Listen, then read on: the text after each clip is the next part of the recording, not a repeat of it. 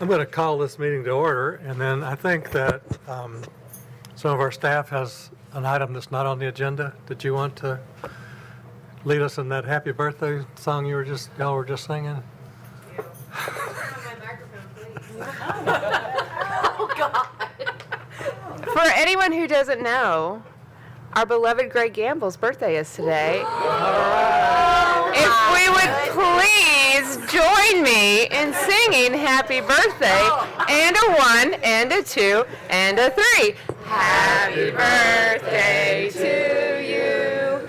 Happy birthday to you. Happy birthday, dear Greg. Happy birthday to you.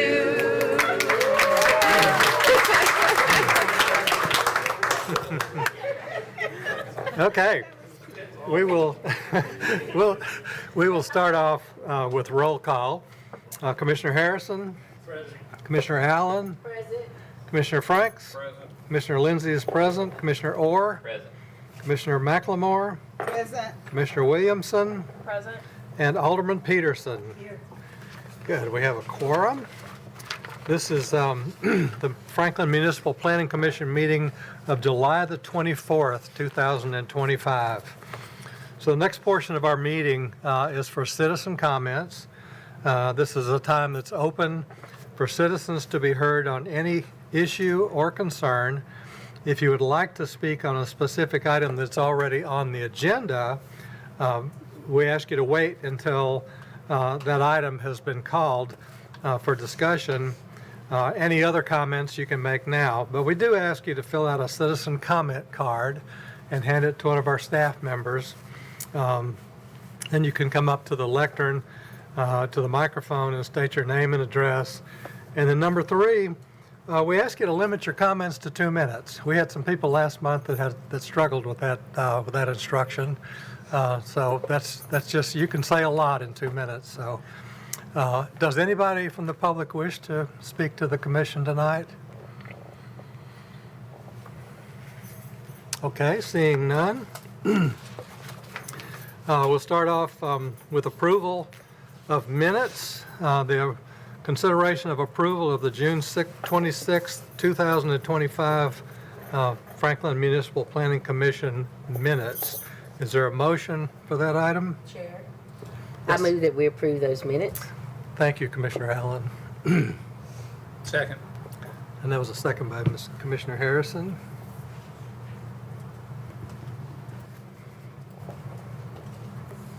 Is there any corrections or revisions to the minutes? Seeing none, by roll call vote, Commissioner Harrison, Aye. Commissioner Allen, Aye. Commissioner Franks, Aye. Commissioner Lindsay votes aye, Commissioner Orr, Aye.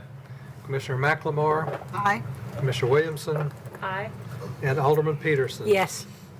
Okay, and we have one commissioner absent tonight, that's Commissioner Mann, so I'll mark him as absent for that. And that motion passes. Next item is announcements, and I think that Emily has an announcement tonight. I do. I have a couple of announcements. First off, I would like for everyone to know and to thank one of our officers that is here with us at Planning Commission meetings so frequently, Ryan Schuman. Stand up, Ryan. He is going to be retiring, and his last day is next Thursday. His retirement party is next Thursday. So we are so happy for him, and we really thank him for helping us out at all of our Planning Commission meetings and keeping us safe. Thanks, Rod. Thank you. And then I have one other announcement. So for October, which is National Planning Month, we're going to be hosting a handful of activities to engage local officials and the community. Chelsea over there on our staff is leading this effort and arranging a lot of the activities. Thanks, Chelsea. But I wanted to go ahead and put one specific event on your radar. You'll be getting emails about all the activities, but there's one happening on October 1st. That's a Wednesday at Eastern Flank Event Facility from 8 a.m. to noon. And it's called the Urban Plan Workshop, and it's led by Urban Land Institute. And so what it is it's an interactive fictional case study workshop where you gain more understanding into the nature of land use decisions, trade-offs, and the private and public sector roles, but it's really fun, and it's all with the purpose of learning how to create a better community. So it's this would count for your 4 continuing education training hours that are required each year. So this would be a really great interactive way to get your continuing education credits. And so I just wanted to go ahead and let you put that on your calendars if you're available. We'll be sending out more information about registration, but that will be open to the Board of Mayor and Aldermen and Planning Commission to start with. So, and that's all I have. Okay, thank you, Emily. Consent agenda. Consideration of approval of items 3 through 8 and item number 13 all placed on the consent agenda for tonight. So we will handle those with one motion and vote. Is there a motion for consent agenda? Move for approval. Second. Was that you, Mr. Franks? I'm struggling. Okay. Harrison. Commissioner Harrison. And you seconded.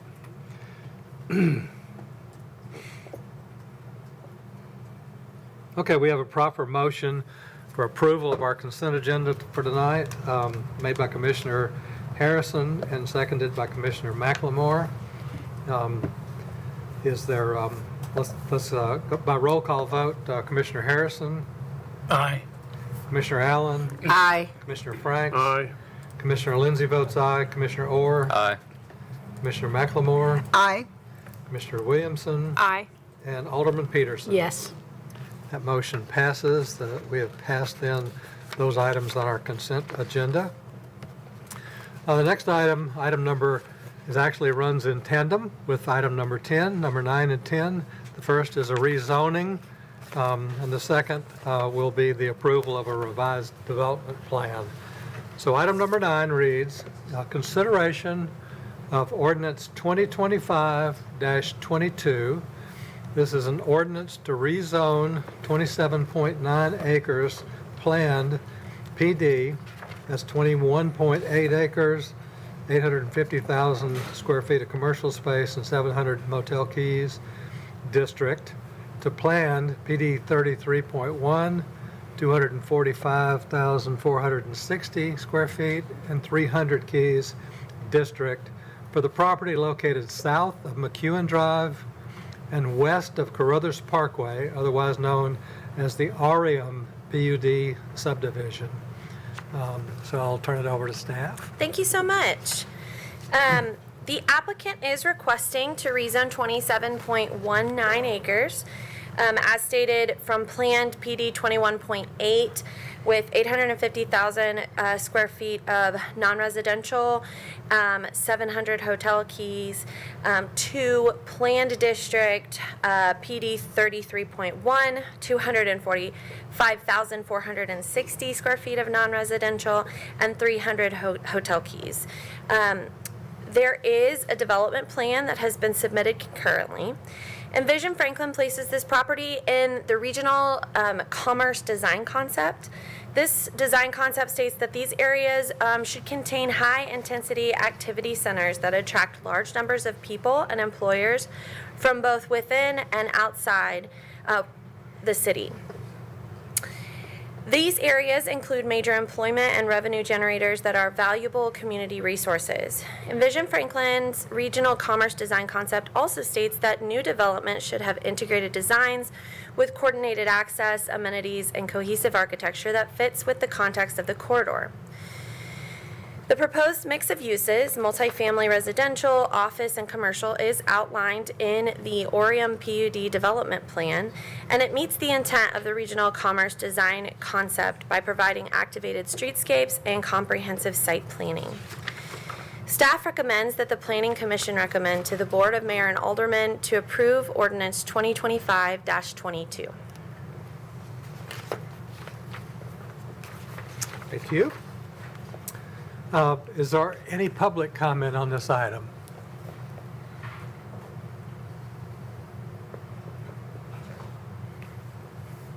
Seeing none, is there someone here representing the applicant? You want to do your presentation now? I'm gonna let him do the presentation. I don't do it until the development plan. Okay, great. Then I'll put this back up. I just wasn't sure. Actually, you know what, put the presentation. Yeah. Put that Okay, as the first slide. great. That'd be great, thanks. No problem. There you go. Thank you. Mr. Chairman, thank you, and I want to thank this commission for reviewing our plan and hearing us tonight. I'm Glenn McGee with South Star. We're the developer of this site. We've been very fortunate to develop quite a bit in the McEwen and Carruthers corridor over the last several years, and this too is a project that we're very proud of. We originally zoned this project in 2019 and then closed on the property. We're preparing to get started in early 2020, and then March 2020 hit and COVID hit, and since then, we've been trying to figure out exactly what we want to do with this property. But as you know, the economics have changed. We were heavy on the office side in this project. And so we've spent a lot of years and a lot of time really saying, what can this project be? What should it be? What does the future look like? And we started construction on the site a couple years ago with a partner to begin phase one of the residential. And so that's underway today. With extensive offsites already complete, and that's what you see when you drive by there today. So during the meantime, when we're trying to decide what to do with the balance, the 15 acres beyond that phase one, which phase one sets at the southern end of the site, we've assembled a great team of people. We want to thank Reagan and Smith in engineering, Greg and his team at Gamble Design, and then Nelson, our architectural firm out of Atlanta, which is based across the nation. They really spent a lot of time saying, because we kept saying we want an executable plan. As you know, our economy's changed, financing and all those kinds of things, and last thing we want is a piece of property sitting out there not developed, and you don't want that either. So we kept saying we want an executable plan, but we want something that's unique. And so we've invested a lot of time, effort, and energy to that with a lot of different consultants and people, and we feel like we really got a plan that works. It's executable, it's financeable, and we're excited to get started. And Greg, with that, I'll let you explain the plan. Thank you. Thank you, Glenn, and hi, I'm Greg Gamble, representing the applicant at South Star. Any focus and confidence that I had walking into tonight swept right out the door at the start of this meeting, so I apologize. There is a plan currently approved for this property, and it includes 480 homes, 700 hotel rooms, 100,000 square feet of restaurant and retail, and 750,000 square feet of office. We're bringing to you tonight a new master plan for your consideration and recommendation to the Board of Mayor and Aldermen, and we've altered some of these numbers. Included in the plan now are 900 homes, 400 hotel rooms, 92,860 square feet of restaurant and retail, and 153,600 square feet of office. I'm going to be walking you through the master plan here before the development plan, but one key aspect as you're considering the rezoning on this property, you're setting those new entitlements, is that this has a change in the traffic impacts. A pretty big one, as a matter of fact. It is a reduction of 4,000 average daily trips that would be on the McEwen and Carruthers corridor. That's down 110 trips in the AM peak hour and down 333 trips in the PM peak hour. I'll walk you through the specifics and the details when we get to the development plan, but I'm happy to answer any questions that you may have regarding the rezoning. Thank you.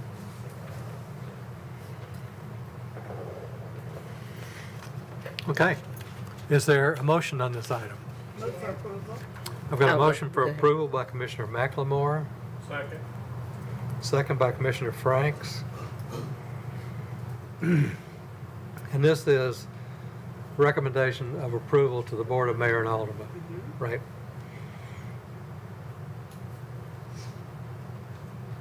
Is there any discussion or questions on this item? Seeing none, by roll call vote, Commissioner Harrison, Aye. Commissioner Allen, Aye. Commissioner Franks, Aye. Commissioner Lindsay votes aye, Commissioner Orr, Aye. Commissioner McLemore, Aye. Mr. Williamson, Aye. and Alderman Peterson. Yes. That motion passes. The next item, item number 10, is consideration of Resolution 2025-53. This is a resolution approving a revised development plan for REM PUD subdivision with 4 modifications of development standards that covering both roof forms as well as signs on the property. For the property located south of East McEwen Drive and west of Carruthers Parkway. We'll start with staff presentation. Thank you. The applicant has submitted a development plan revision for Orium PUD subdivision, a multi-phase mixed-use development. The applicant's proposing 900 multifamily dwelling units, 245,460 square feet of non-residential space, and 300 hotel rooms. The proposed development plan is vested and has been reviewed under the July 2018 zoning ordinance. As detailed in the associated rezoning, Envision Franklin places these parcels within the regional commerce design concept, and the proposed mix of uses in the Orium PUD development plan meets the intent and guiding principles of the regional commerce design concept. A parking study has been submitted that analyzes the parking needs throughout the development in comparison to the requirements of the vested zoning ordinance. The applicant has incorporated shared parking that will be utilized. This shared parking study meets the requirements of Chapter 5.9.11.2, which outlines that an alternative parking plan may be utilized with the justification that includes information on the size and type of the proposed development, the composition of tenants, the anticipated rate of parking turnover, and the anticipated peak parking and traffic loads for all uses that will be sharing off-street parking spaces. Staff supports the proposed shared parking analysis based on national parking publications. The shared parking utilization will support parking efficiency over convenience, but does provide for a small surplus during the allocated peak utilization timeframe. The residential uses are part of the proposed share factor and are not assigned dedicated spaces. The traffic impact analysis has been submitted and reviewed, and staff agrees with all proposed improvements. The parkland agreement will be executed and will coincide with the development plan when it is considered at the BOMA work session. There are 4 modifications of standards that are requested, in addition to one that has previously been approved by BOMA as part of the originally approved Orium development plan. MOS number 1 is requesting a modification of standard to allow pitched or gabled roofs in addition to low or flat pitched roofs for non-residential and mixed-use structures. Pitched roofs are requested in the Village Center Zone as designated within the development plan and on the MOS exhibit attached to the staff report.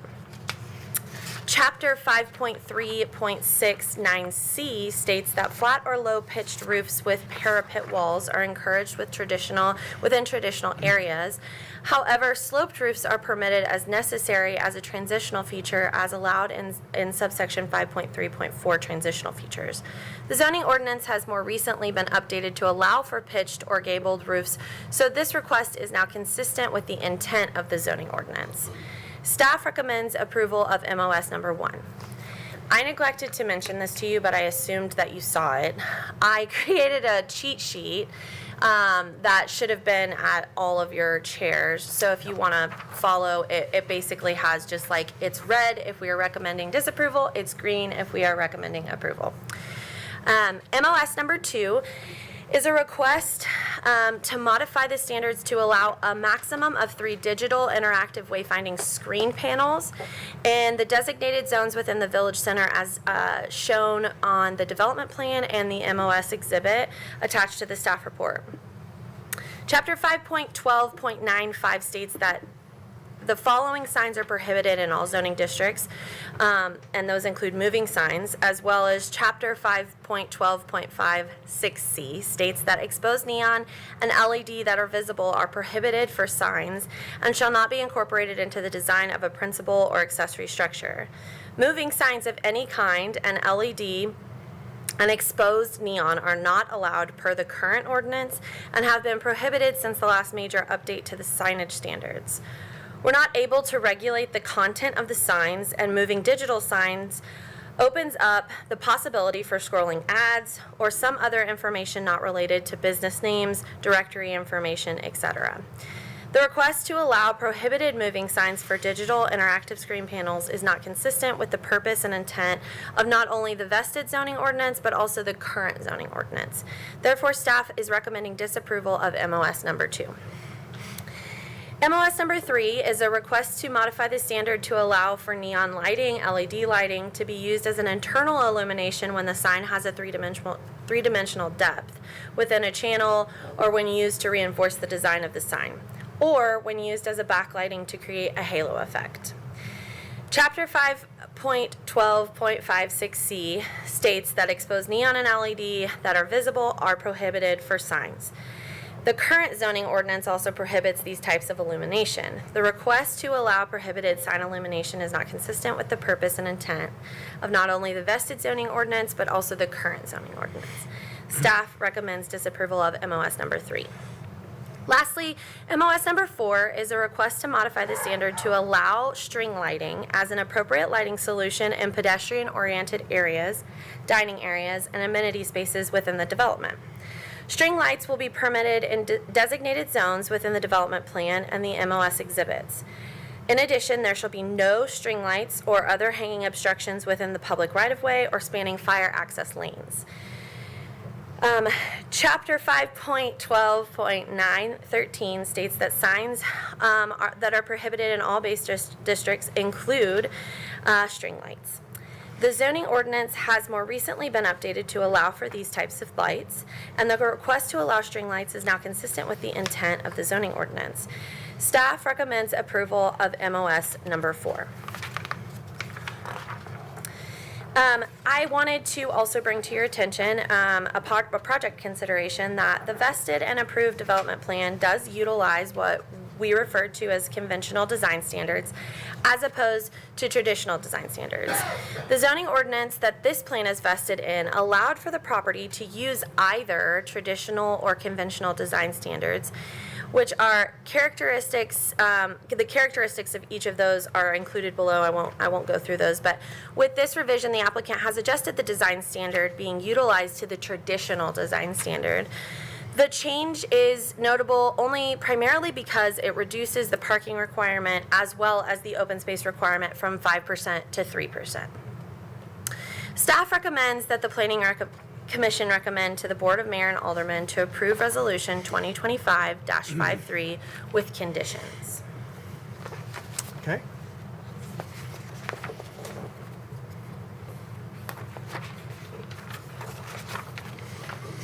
Does anyone from the public wish to speak to this item?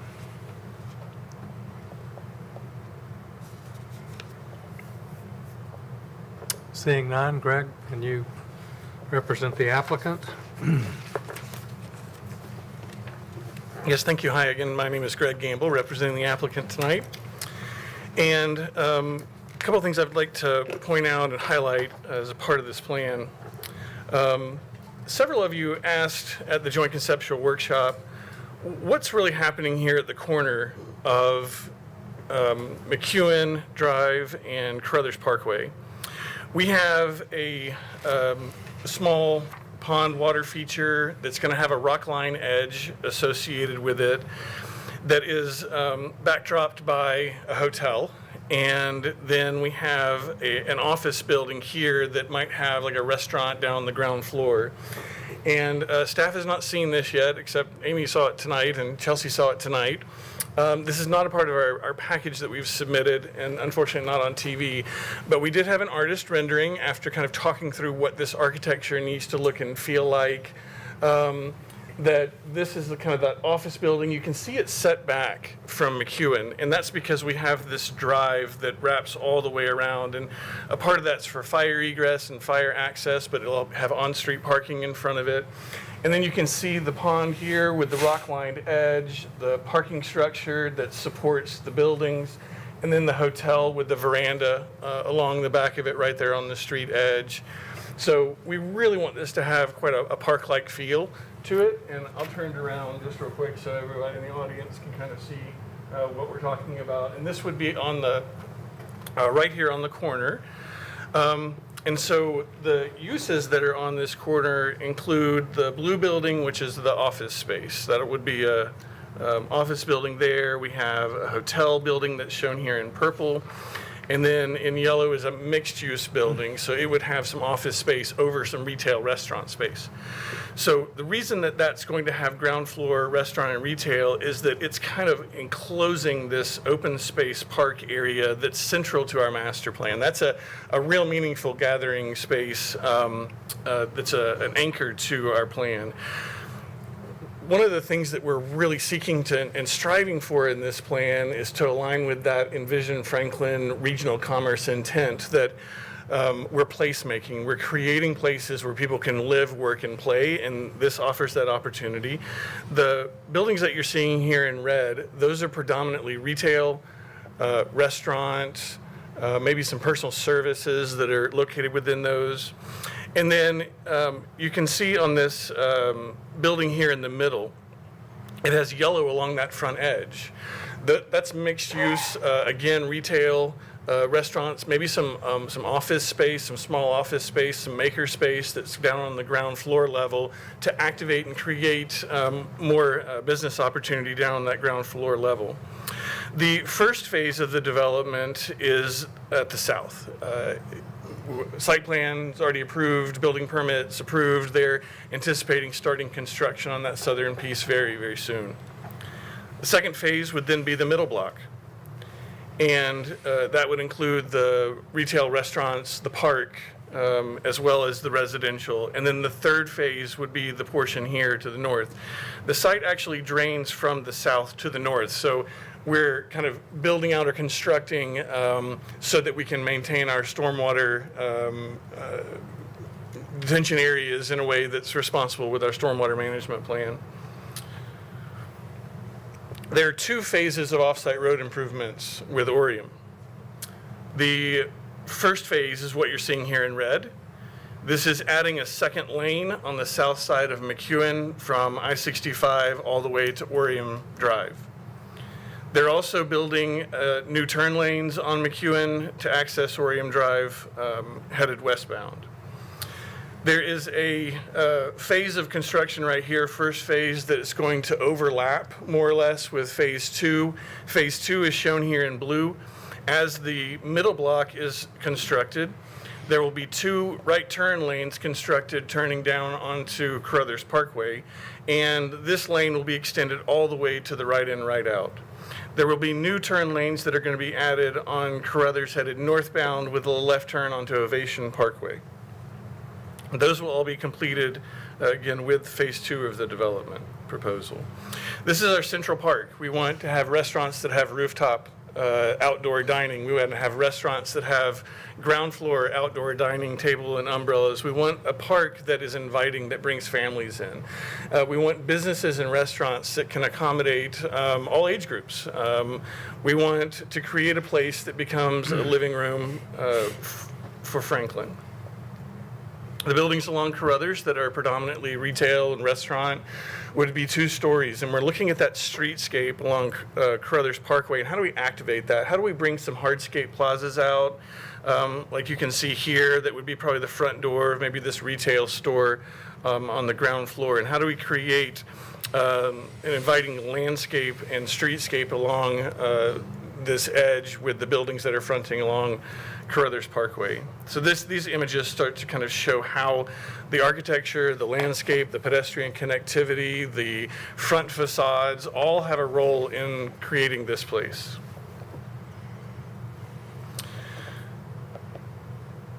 Orium is also playing a role in creating a really incredible mountain bike park and hiking trail system right in the middle of Cool Springs. And this is the John Henry Carruthers house, and this park has already been dedicated to the city, and these trails are constructed.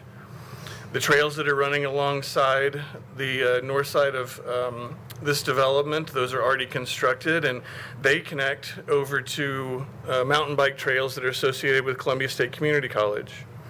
Ovation will be providing additional mountain bike trails and hiking trails that will connect all the way to Liberty Park. And then Liberty Park is doing a phase 2 expansion of its mountain bike trails that will complete all the way over to here. If you want me to tell you how many miles of mountain bike trail we have in this very small area, I don't know the answer to that, but I'd love to find that out. We do have a number of modification of standards that we're asking for. Orium was actually approved in 2019, and it's vested in that zoning ordinance. So it's a little bit different than the 2025 zoning ordinance that we have today. So the way in which we're asking for this modification of standards on roofs forms, it's handled differently today than it was back in 2019, and so that's why we're asking for this MOS. Same with the festival lights. They're currently now approved. If you were to do it by right in the RC12 district, we wouldn't have to ask for a modification of standards because it's approved. With the 2 prohibitive signage modification of standards, this is a little bit unique. We haven't seen a lot of this. With a development of this size, we need wayfinding. We need tools for wayfinding. We need a modern, kind of more updated, sophisticated wayfinding package, and this type of sign would be very complementary to that. We're not asking for this sign to be located on Crothers Parkway or on McEwen or even on Orium Drive. We have identified 3 areas that are highlighted and encircled by red on the master plan within the park space. So this is within the restaurants, within the outdoor dining, within the retail storefronts and shops, and it's just another way for us to give better signage and better wayfinding within the master plan. And over the course of the past year, we've had several businesses that are asking for halo signage. This type of signage that we're asking for here is prohibited in the 2019 ordinance. It's prohibited in the 2025 ordinance. There are other neighborhoods that are in Franklin, like Berry Farms Town Center, that they wrote their own signage package, and we are not able to do that with the way in which our ordinances are set up today. We can't bring you a signage package, but we do know that we want some special opportunities for signage. We're seeing more and more businesses like ice cream shops and fun places to go that have handled their signs and lighting in a different way. And we would love to see that opportunity here as we're exploring this placemaking opportunity at Orium. With that, happy to answer any questions that you may have. Thank you. Thank you, Greg. Okay, so we will handle this. This is an item that has 4 modifications of standards. So we will start with a main motion. A proper motion, if you're so inclined, commissioners, would be to recommend to the Board of Mayor and Aldermen to approve the resolution with conditions. So you can decide whether to place that motion or not. And then as we work through each motion, modification of standards, we'll vote on those individually, and then we'll roll back to the main motion. So, yes. I move that we recommend to the Board of Mayor and Aldermen that we, that we recommend approval of this to the Board of Mayor and Aldermen with conditions. With conditions. Yes. Thank you very much. Second. Alderman, Commissioner Allen, and then that was Commissioner Orr.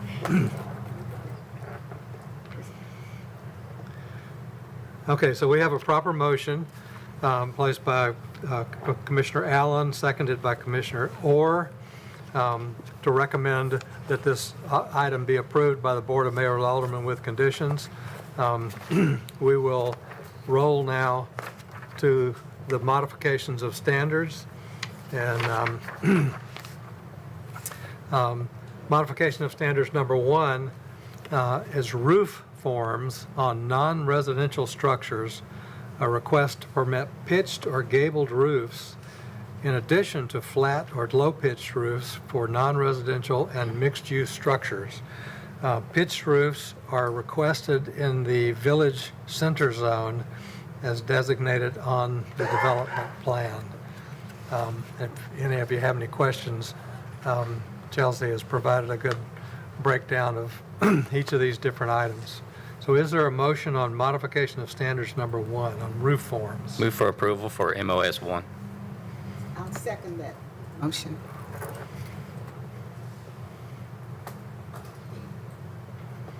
Okay, we have a proper motion for approval on modification of standards number 1 by Commissioner Orr, seconded by Commissioner McLemore. Is there any discussion on this item? Seeing none by roll call, Commissioner Harrison? Aye. Commissioner Allen? Aye. Commissioner Franks? Aye. Commissioner Lindsay votes aye. Commissioner Orr? Aye. Commissioner McLemore? Aye. Commissioner Williamson? Aye. And Alderman Peterson. Yes. That motion passes, passing modification of standards number 1. MOS number 2 is for sign illumination, a request to permit a maximum of 3 digital interactive screen panels in area restricted to the village center. Is there a motion on this item? Motion to approve. Second.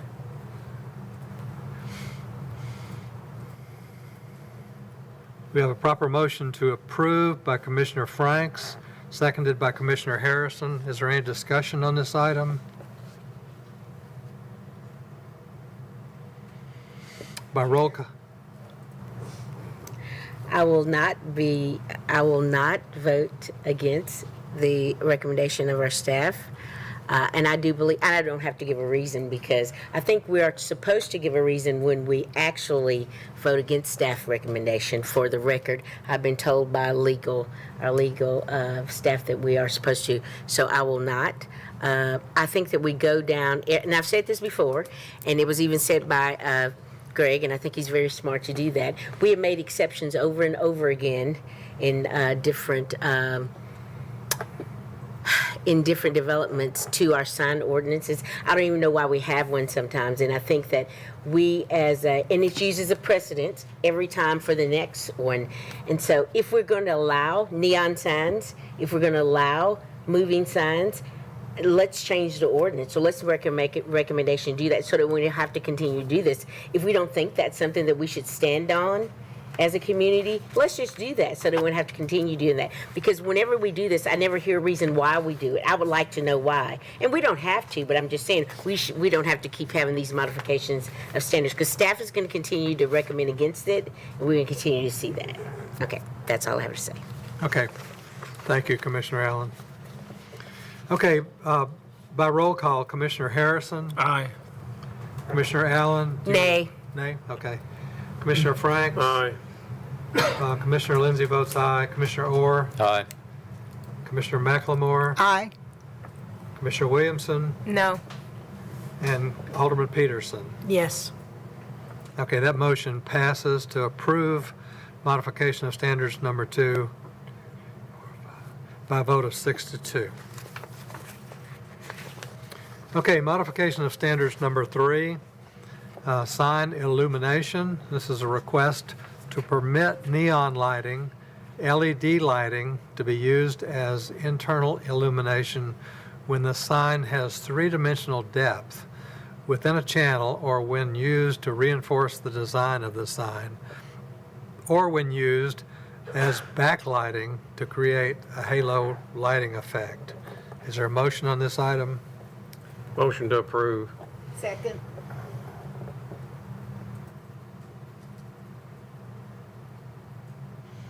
We have a proper motion to approve by Commissioner Franks, seconded by Commissioner McLemore. Is there any discussion on this item? Yeah, Chair. Yes. On this, I know we've had some other different projects come in. I think halo lighting is one thing. I think exposed channels with either neon or they have LED that looks the same, I think that's entirely different. So I can't, I would stand with staff on this. I wouldn't recommend this to BOMA at all. Okay. Any other comments on this one? By roll call, Commissioner Harrison, Aye. Commissioner Allen, Nay. Commissioner Franks, Aye. Commissioner Lindsay votes aye. Commissioner Orr, Aye. Commissioner McLemore, Aye. Commissioner Williamson, No. and Alderman Peterson. Yes. Okay, that motion passes by a vote of 6-2.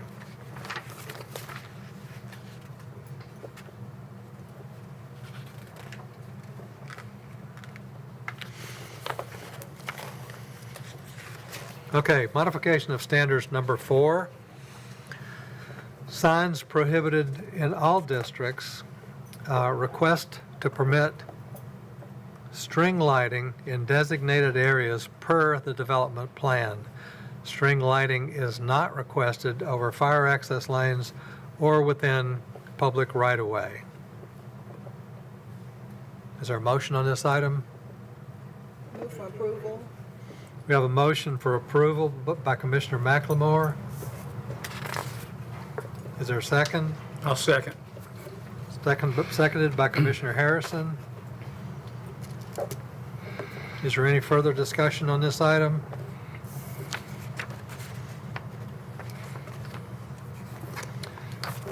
By roll call, Commissioner Harrison, Aye. Commissioner Allen, Aye. Commissioner Franks. Aye. Commissioner Lindsay votes aye. Commissioner Orr, Aye. Commissioner McLemore, Aye. Commissioner Williamson, Aye. and Alderman Peterson. Yes.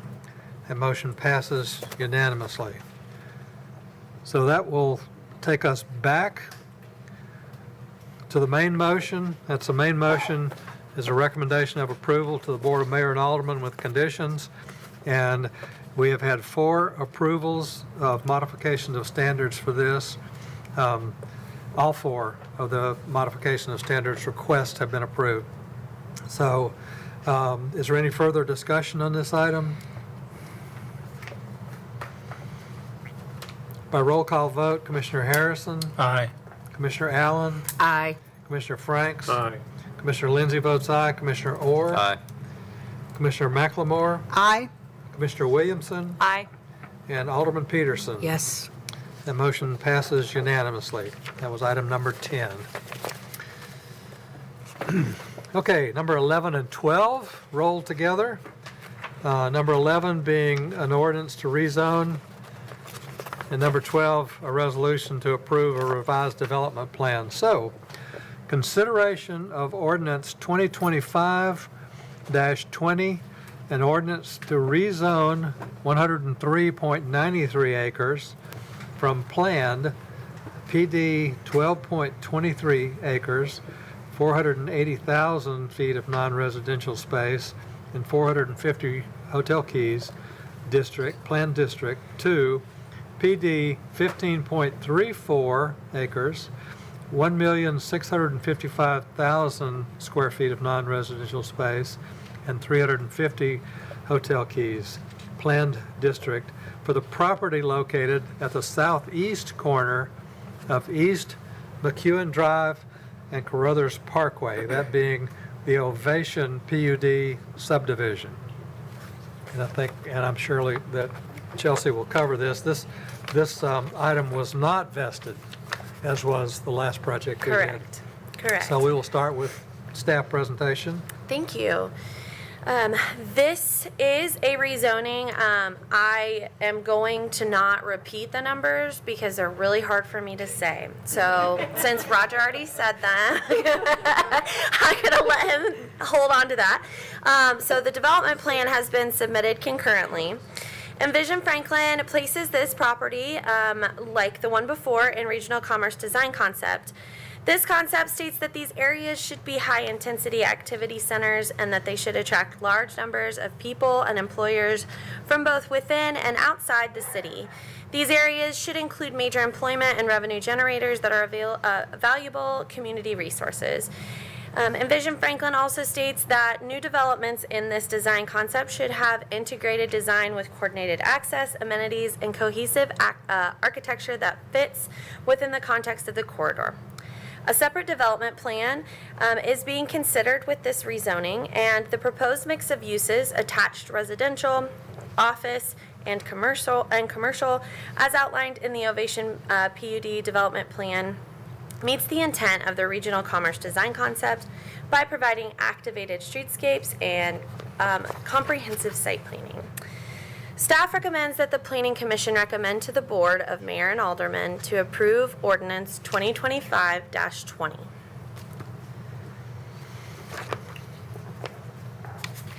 Okay, thank you, Chelsea. No problem. Does anyone from the public wish to speak to this item? Seeing none, I'll turn it over to the applicant. Good evening. I'm Alec Chambers, market leader for Highwoods. I'm not going to make a long, eloquent preamble since we just met at Joint Conceptual Workshop and y'all have a long agenda. I just wanted to thank you for your time this evening and preparing for this evening, and to thank staff for the substantial amount of time they've given us to help navigate us through the process. With that, I'll turn it over to the birthday boy and be available with our entire design team to answer any questions. Thank you. Thank you. Again, my name is Greg Gamble, and I have the pleasure of representing Highwoods and Centercal in the proposed revision to the master plan for Ovation.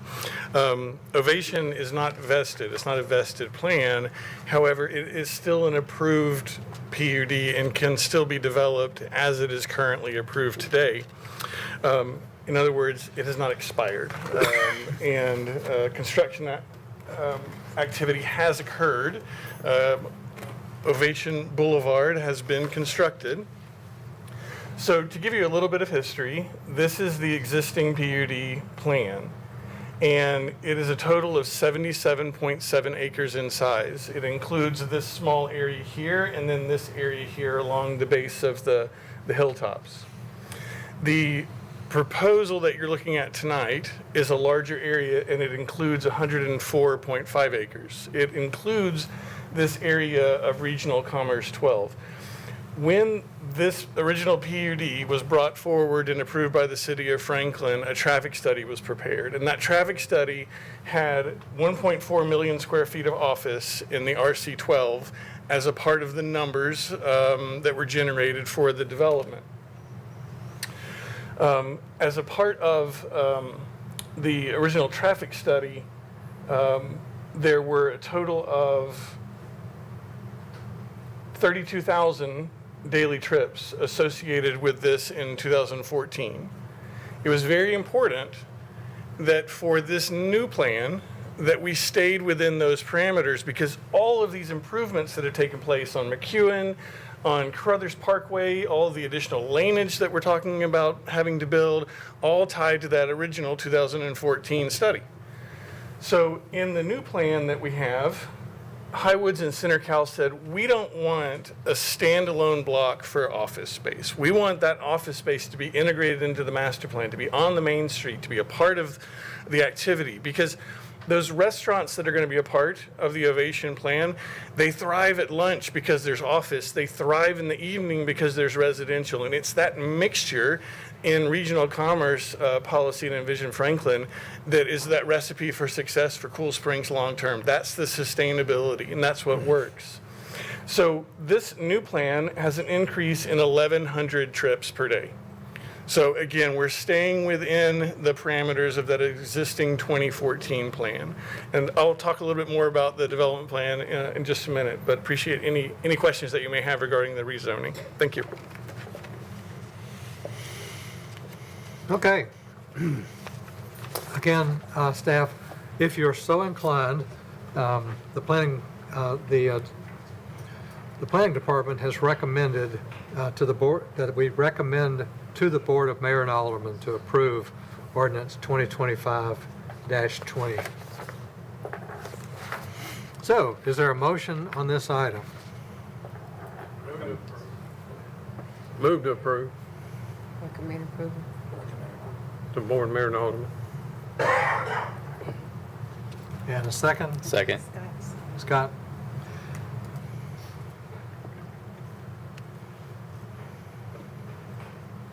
Okay, so we have a proper motion recommending to the Board of Mayor and Aldermen to approve this ordinance. It's ordinance 2025-20, made by Commissioner Franks and seconded by Commissioner Harrison. Is there any discussion on this item? By roll call, Commissioner Harrison. Aye. Commissioner Allen, Aye. Commissioner Franks, Aye. Commissioner Lindsey votes aye, Commissioner Orr, Aye. Commissioner McLemore, Aye. Commissioner Williamson, Aye. and Alderman Peterson. Yes. That motion passes. And item number 12, consideration of resolution 2025-52, a resolution approving a revised development plan for Ovation PUD subdivision with 8 modifications of standards relating to building type, retaining wall height, and parking structures for the property located at the southeast corner of East McEwen Drive and Carruthers Parkway. Chelsea? Thank you. The applicant has submitted this development plan for Ovation PUD subdivision, which is a multi-phase mixed-use development. The applicant is proposing 1,594 multifamily dwelling units, 69 townhome dwelling units, 1,655,000 square feet of non-residential space. I'm so sorry. And 350 hotel rooms for a site that is composed of 103.93 acres.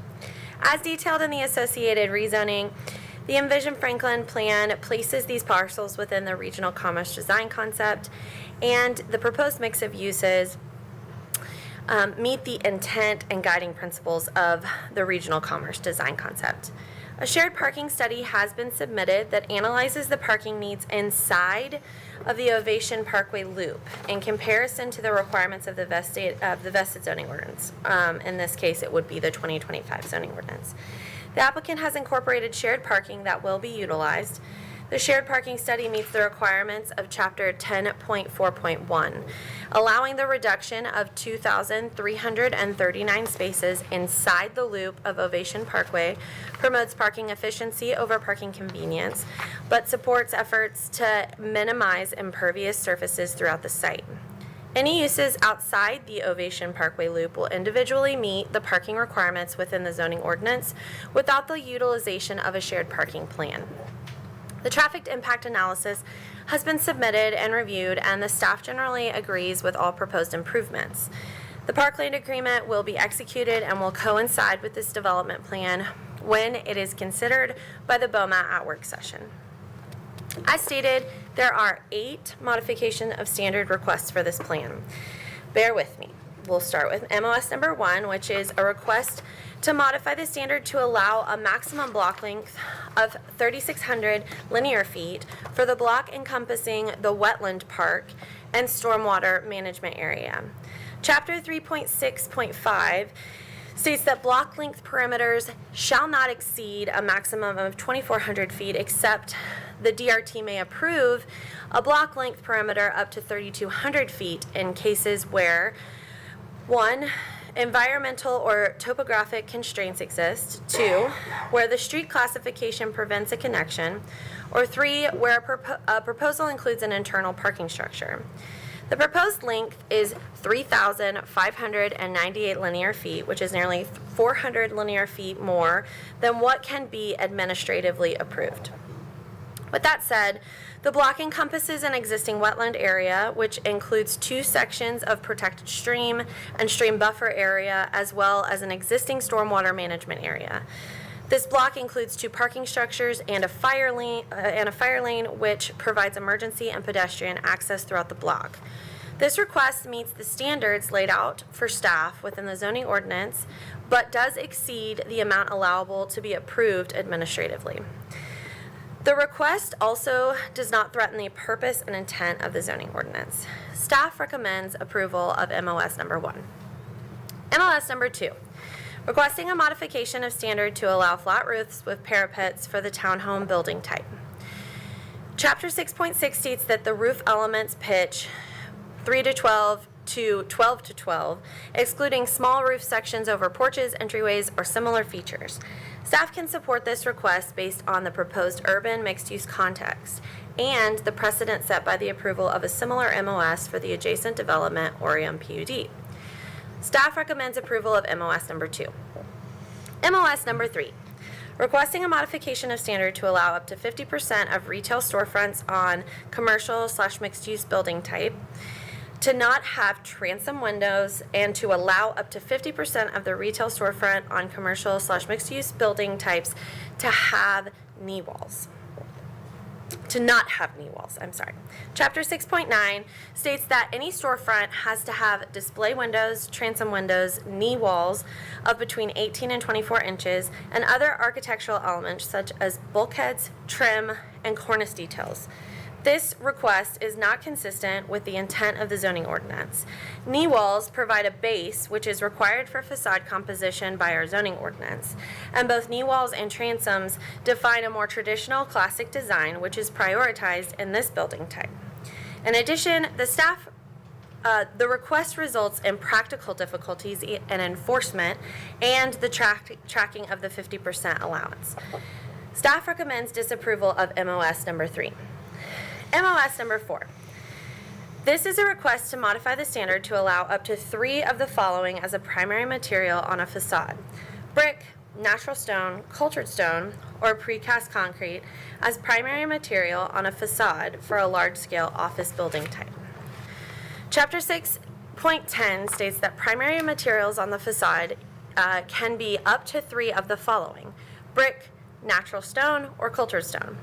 Staff requested more information addressing why precast concrete is suitable and advised the applicant to provide some explanations as to how the addition of this material would enhance the design of the development more than if the standards were strictly adhered to.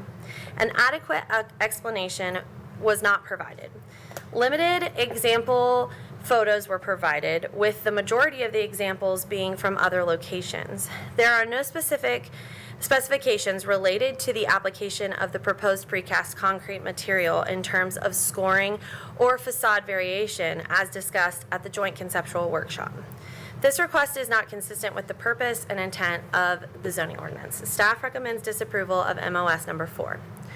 MOS number 5 similarly is asking to add precast concrete to the commercial mixed-use building type and to allow up to 3 primary material choices as opposed to up to 2.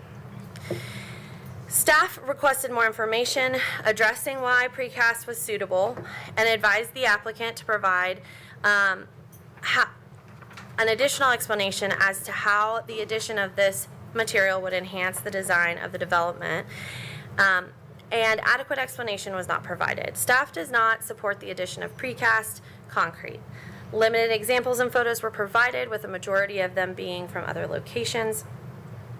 And there are no specifications on how to regulate this new material. This was discussed at joint conceptual workshop. The request is not consistent with the purpose and intent of the zoning ordinance, and staff recommends disapproval of MOS number 5. MOS number 6. This is a request to modify the standard to eliminate the requirement for plantings at the base of the retaining wall behind Building J as shown in the development plan. Chapter 13.2.5a states that each retaining wall shall have a single row of evergreen shrubs planted every 5 feet on center at the base of the wall to soften its appearance.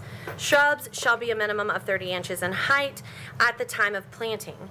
Evergreen trees or ground cover may be permitted as an alternative, and they are subject to the approval of the Department of Planning and Sustainability.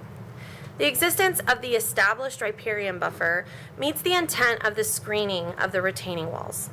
Therefore, the request does not threaten the purpose and intent of the zoning ordinance, and staff recommends approval of MOS number 6. MOS number 7. This is a request to modify the standard to increase the maximum retaining wall height to a maximum height of 22 feet for one wall located behind Building J, and to increase the maximum height, retaining wall height to a maximum of 16 feet adjacent to Brook Meadow Lane. Locations are shown in the development plan. Chapter 13.2.5 states that the maximum height of retaining walls should be 10 feet. The applicant is proposing to exceed the height allowance within Chapter 13 in 2 places on the site, and both walls could be reduced if the density of the site overall was reduced. The applicant has not provided any exhibits that detail that the height of these walls would enhance the design of the site. This request is contradictory to the purpose and intent of this section of the zoning ordinance.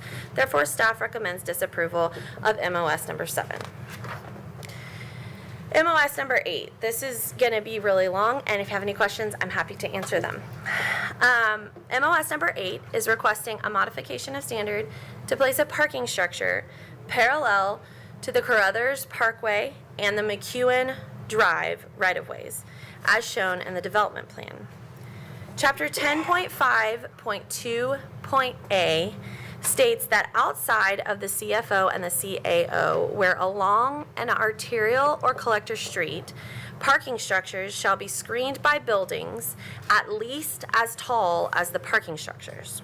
The zoning ordinance clearly requires that where along an arterial or collector street, at or above grade parking structures shall be screened by buildings at least as tall as the parking structure.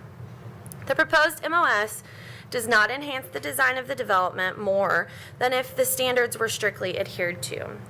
The conditions upon which the request is based do not seem unique to the design intent for the development and seem to be applicable generally to other properties. And the modification is not consistent with Envision Franklin or the intent of the zoning ordinance. In addition, the adjacent development, Orium, was able to locate their parking structures internal to the site and meet the requirements of the zoning ordinance. Staff advises the same for this site. The request for the parking structure along McEwen Drive right-of-way is about 390 feet from the right-of-way. Staff was clear on the importance of showing the view from McEwen Drive of the proposed parking structure, and while a few graphics were provided to show the distance from McEwen Drive and the topography/natural features between McEwen and the parking structure, there were no graphics or exhibits provided to ensure that the parking structure wouldn't be viewed from the right-of-way. The graphics provided seem to only shed light on how much of the structure will actually be seen from McEwen, and while there is a large amount of space between the parking structure and McEwen, there appears to only be a small portion of the structure that will be screened from view. These requests threaten the purpose and intent of the zoning ordinance and are not consistent with the level of design expected within the City of Franklin. Furthermore, the City of Franklin, the applicant, and representatives with regional transit partners have recently begun discussions about the possibility of a future park and ride location within this proposed development. The development's location is in a high-priority regional transit corridor, and the inclusion of transit accommodations and park and ride spaces could justify the placement of a parking structure along a major arterial street against typical zoning ordinance requirements in an effort to achieve a greater public benefit for the overall transportation system. Therefore, staff recommends disapproval of MOS number 8 unless the following conditions are achieved. 1. A regional and/or local transit ticket office with possible ancillary amenities is located on the first floor of the parking structure along Carruthers to activate the ground floor facing the street. 2. A transit stop, perhaps with a designated pull-off area, is located on Carruthers Parkway adjacent to the parking structure, and pedestrian connections are provided directly from the parking structure to the transit stop. 3. A specified amount of park and ride spaces, as determined by the City of Franklin and regional and local transit providers, are provided within the Carruthers Parkway parking structure. 4. The shared parking study is updated at One Stop to reflect the park and ride spaces, as staff anticipates that there to be minimal impact to the development's parking demand at peak times. And 5, elevated architectural detailing is provided on the facades of both parking structures to make the appearance of the parking structures mimic other buildings in the development. Here is a final summary of the applicant's latest request, staff's recommendation, and other options for the FMPC to consider as a motion. You may consider approval. This would mean that the location of the parking structures are recommended to be approved as proposed, and that the elevations of the parking structures meet the basic requirements of the zoning ordinance. Your second option would be to approve with conditions. This is the applicant's request. This would mean that the location of the parking structures are recommended to be approved as proposed, and that the elevations of the parking structures meet conditions provided by the applicant, and I believe they will present those to you. The third option is disapproval. This would mean that the location of the parking structures along the arterial streets are recommended to be disapproved unless the zoning ordinance requirements for parking structures to be screened by buildings at least as tall as the parking structures is met. And your last option would be disapproval with staff comments. That would include staff's recommendation. And this would mean that the location of the parking structures along the arterial streets are recommended to be disapproved unless the zoning ordinance requirement for parking structures to be screened by buildings at least as tall as the parking structure is met, or the plan provides the conditions with staff's recommendation. Staff recommends that the Planning Commission recommend to the Board of Mayor and Aldermen to approve Resolution 2025-52 with conditions. I just wanted to add really quickly on your cheat sheet, I think some of you noticed it, just where it says modification of standards number 6, that's actually modification of standards number 7. And then the one that says modification of number 7 is actually modification of standards number 6. So they're just switched. So sorry. As previously stated, I have a hard time with numbers. And that was in the staff's notes. In the cheat sheet. Okay.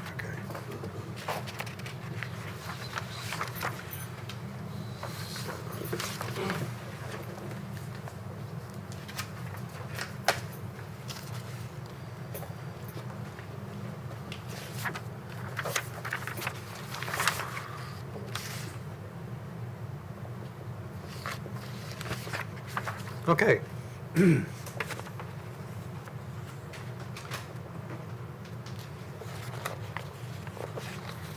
Does anyone from the public wish to speak to this item?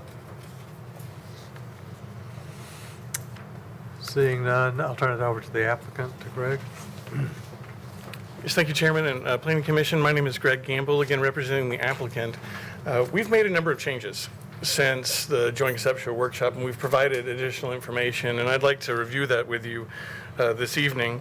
I do want to tell you a little bit about some of the things that haven't changed. There are multiple ways to enter into Ovation. Just like downtown Franklin, when you're coming in from 5 Points or coming in from 3rd Avenue, different ways to enter into downtown Franklin. But when you arrive at the square, when you arrive at Main Street, you know that you've found your center. You know you've found the place. And in the same way, Ovation has a 2-acre central park. You may recall this board from the joint conceptual workshop. And in the Central Park, we have community gathering spaces. We have lounge areas. We have programmed events, an outdoor movie screen. We have outdoor dining, a grand lawn, and a food hall that'll have 3 or 4 restaurants in it. So this is really going to be the kind of the central hub, the gathering space outdoor for Ovation. And you can access it from several different ways, from the right in, right out off of McEwen, from Knolltop, from Carruthers Parkway, and obviously from Ovation Parkway.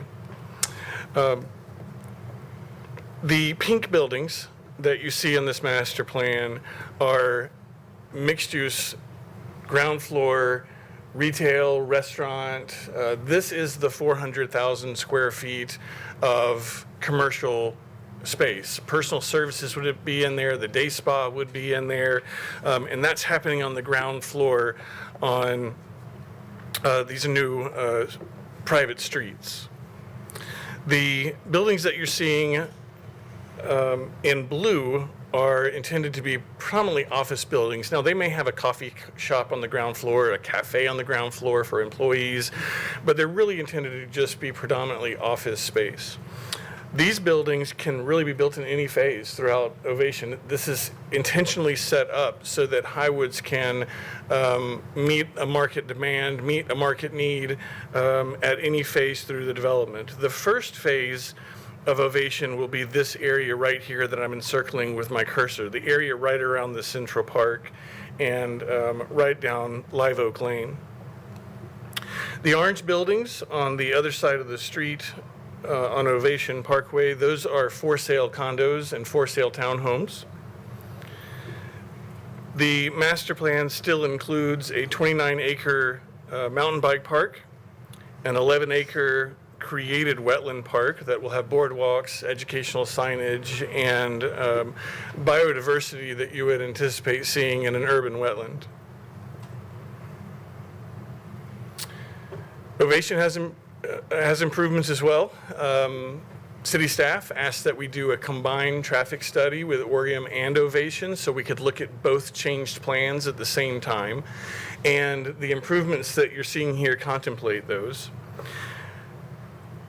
Ovation will be constructing a new eastbound lane on the south side of McEwen, creating a 3-lane section with additional turn lanes.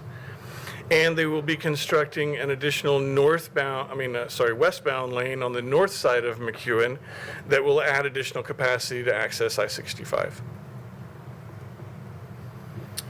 One of the items that we heard from the Joint Conceptual Workshop that was a concern was the height of the building on the corner of McEwen and Carruthers Parkway. That in everyone's mind, they kept thinking about the Drury Inn. This building on the corner, we have self-imposed a restriction of a maximum of 8 stories. So that building is given a range in the development plan to be from 4 to 8 stories in height on the corner there. We've also self-imposed restrictions on this office building that is on Carruthers Parkway to have a maximum height of 10 stories. So it would be between 6 and 10. There are in Envision Franklin, this property in RC12 has a maximum of 12 stories in the master plan. But in the true spirit of a master plan, we are self-regulating the maximum heights of specific buildings. The only buildings that will be upwards of 12 stories would be our predominantly office space buildings. And so internal to the development, these 2 buildings that are over here on the right side, buildings S and P, those are between 6 and 12 stories in height. Those are the ones directly across the street from Mars.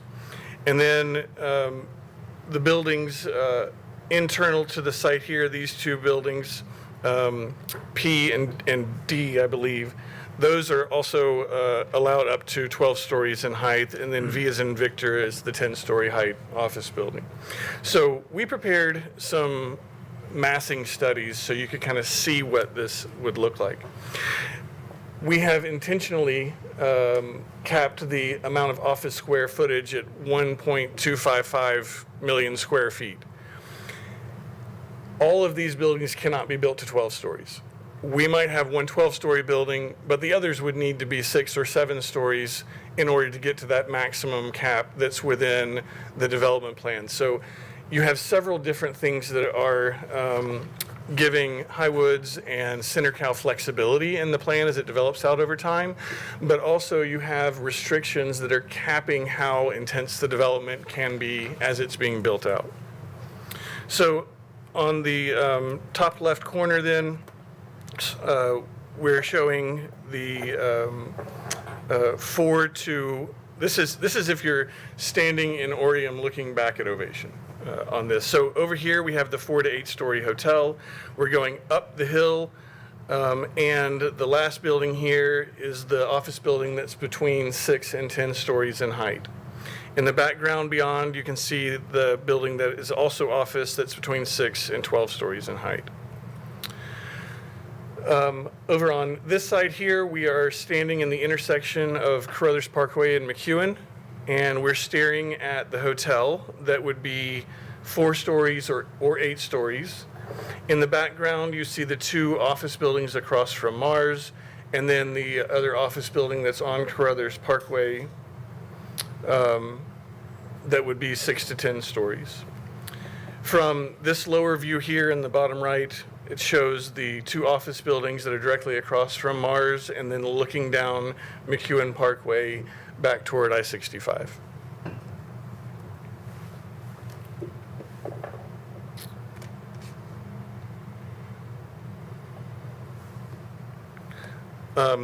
The modification of standards that were mentioned earlier, modification of standards number 1 and 2, and modification of number 6, those are currently supported by staff. We've provided additional information on the other modification of standards. Chelsea, thank you so much for all of your hard work that you've put into this. I think it's clear from your staff report how much time has gone into working with our team, and we're grateful. The first is on the transom windows and knee walls. At the Joint Conceptual Workshop, it was mentioned by Planning Commission in BOMA that we ought to consider putting some bookends on this request to eliminate the transom windows and knee walls. And thinking through that, our team proposed limiting that to 50% of the buildings would have transom windows and knee walls and 50% would not. The fact of the matter is, when you're looking at our master plan, there is a transition of grade from Ovation Parkway down to McEwen of about 60 feet. It would be impossible for us to design this entire master plan without knee walls. We have to have them. That's how you transition the grades as you're going down the sidewalks through the master plan. So we know that we're going to have them. We know that we're going to have transom windows. There are restaurateurs and retailers that have designed their storefront shops to have transom windows, and so we know that we're going to have those. We want the opportunity to have some special situations where glass goes down to the sidewalk, where glass goes all the way to the ceiling, and where we don't have the transom window and knee walls. We agree with staff that monitoring 50-50 percentages for transom windows and knee walls would be very difficult at best over time, that we would all have good intentions today to monitor that and make sure that we keep up with it, but over time, 25, 30 years from now, as storefronts change, it's going to be difficult to track, and we recognize that. Our request tonight is that you consider this modification of standards without percentages, that we have the ability to not have transom windows and not have knee walls, but it's not monitored at a 50 percentage. We provided additional information on the retaining wall heights. Modification of standards 7 requests the approval of 2 walls that are higher than 10 feet. This first wall that we're looking at directly off of McEwen Drive has in this bottom right corner a 22-foot wall right where it's red, that little spot. And then where it's orange, it's 15 foot in height. That is a low valley where the stormwater is coming out into the channel of the stream. The area that you're seeing in yellow flanking both sides of that wall stays with a maximum height of 10 feet or less. So we're talking about a very small part. Now the MOS does apply to the entire wall, because a part of it is greater than 10 feet, but we're only talking about a small piece. And that piece sits a total of 586 feet from McEwen and is, in our opinion, screened from view by the protected tree and stream buffer of this stream channel. So it's going to sit all the way back here in the back by Building J. In the master plan, we have 2 fixed points of access into Ovation, one from a right-in, right-out at McEwen that cannot move. That right-in, right-out cannot be closer to Carruthers Parkway. It cannot be further to the right because of the environmental protections. Please don't shut down. There's another right-in, right-out off of Carruthers Parkway that's in a fixed location. So this block that we're looking at, it really doesn't have a lot of wiggle room. We have designed this master plan so that we have a streetscape architecture, ground floor interactive, with retail and restaurant shops across from buildings A and J. And so that's very important that we're trying to maintain that with the spirit of what it says in Envision Franklin to do. So we're very limited on pulling that building J off of the environmental protection area. Second, we have another wall that is 16 foot in height that is on right behind Ovation Parkway on Brook Meadow Lane. We've asked our engineers to go back to the drawing board and see if this wall can be designed without a modification of standards. They believe that it can. And in your motion tonight, we ask that you make a motion to not include this retaining wall that's on Brook Meadow Lane. We're not going to include it as a part of a modification of standards. Chair, may I ask him a question? Certainly. The one that is included, the one you just said that has the physical constraints, what drive is that on, or what location is that? Okay, that is the retaining wall behind Building J. Behind Building J. Thank you, Chair. So we're going to move past this one.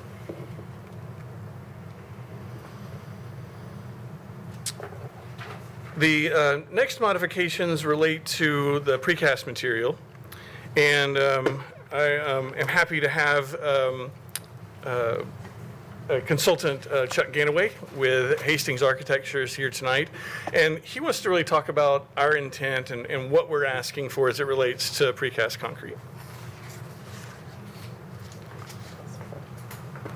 Thank you, Greg. Good evening. Chuck Ganaway with Hastings Architecture and Williamson County resident. This actually covers two modifications, basically the same ask for large office as well as commercial mixed-use building. I've been using precast for 25, 30 years as a primary building material. I think a lot of times people think of precast, they think of parking garages and gray, kind of plain. And what we're really talking about this evening is architectural precast. And there's a lot of really wonderful, beautiful examples of the use of architectural precast.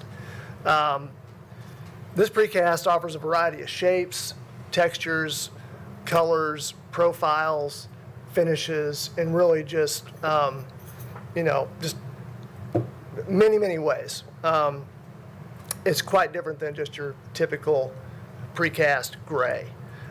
It's durable, it's long-lasting, it's a high-quality material that I would put in the same category or family as brick and stone. Highwoods Properties is a long-term owner. They are building quality.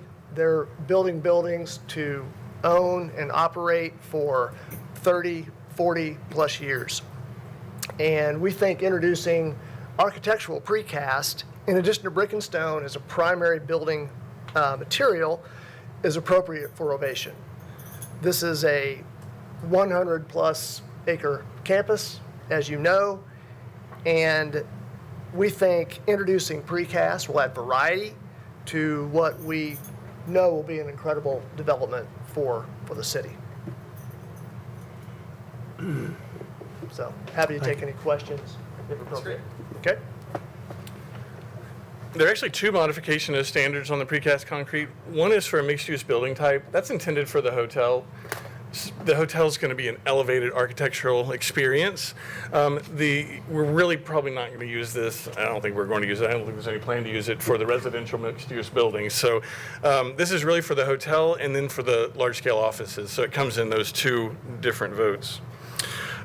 In talking about the garages, we have two garages included in the modification of standards regarding the principal building and screening the garages. The first is in parking deck B is in Boy, and then the second is in this garage R right here. R is fronting onto McEwen, and deck B is fronting onto Carruthers Parkway.